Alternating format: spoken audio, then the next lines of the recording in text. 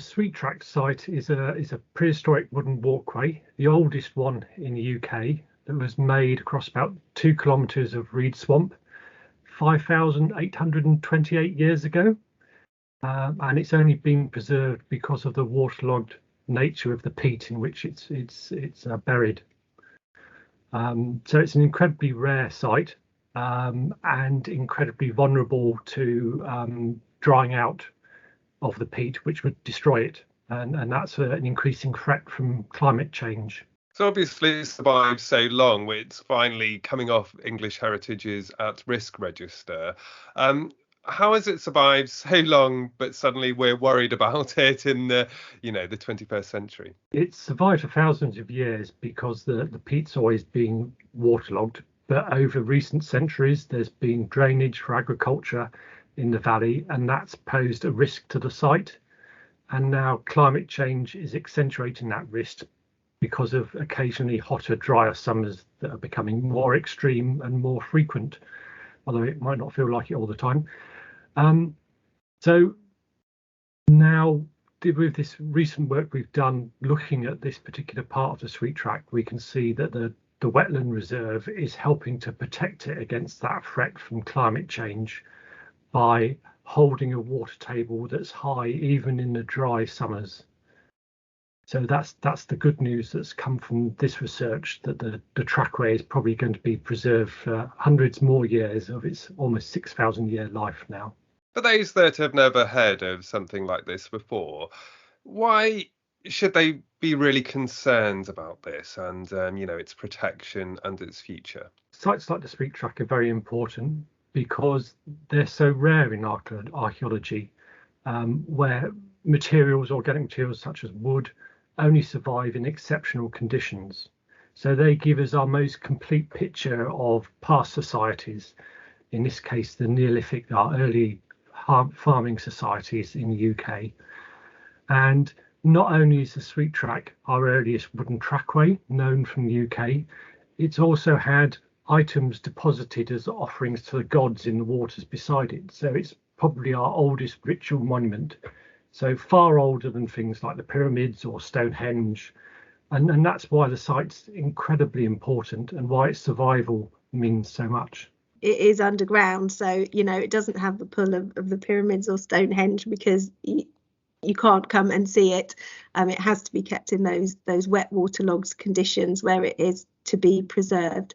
But what we've done at the reserve is actually make a sort of footpath that follows its route and goes through many of the habitats that, would have been there in Neolithic times. So it gives you a sense of the sort of landscape men and women would have been walking through.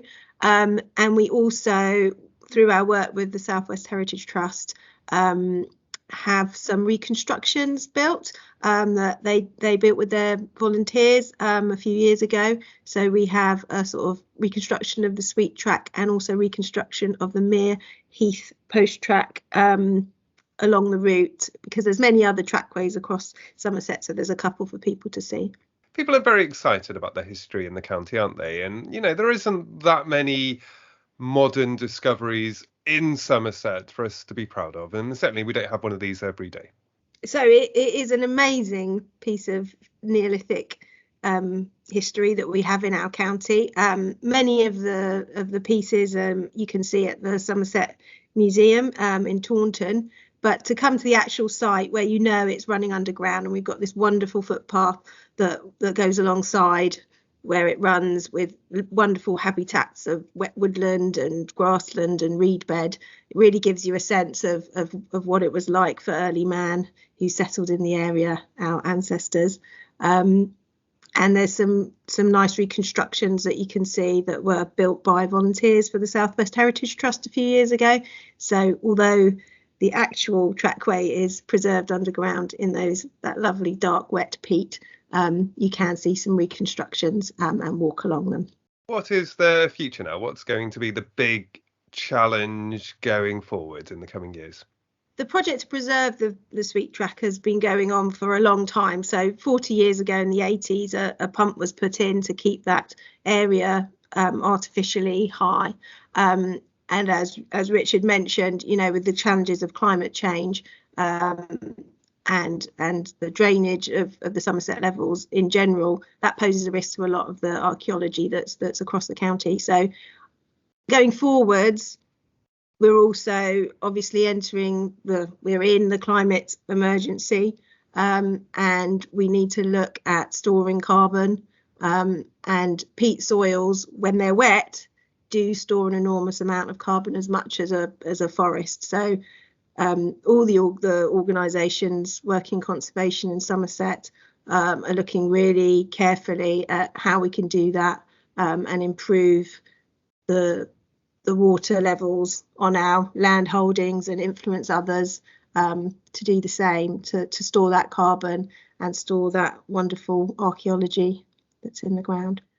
So as well as the archaeology that the wet ground holds and the higher water level, this also supports an amazing, diverse and rich habitats and species that are really, really important in Somerset, and we want to preserve them and, you know, help them spread across the county and increase wildlife and biodiversity. So it's good for both of those things.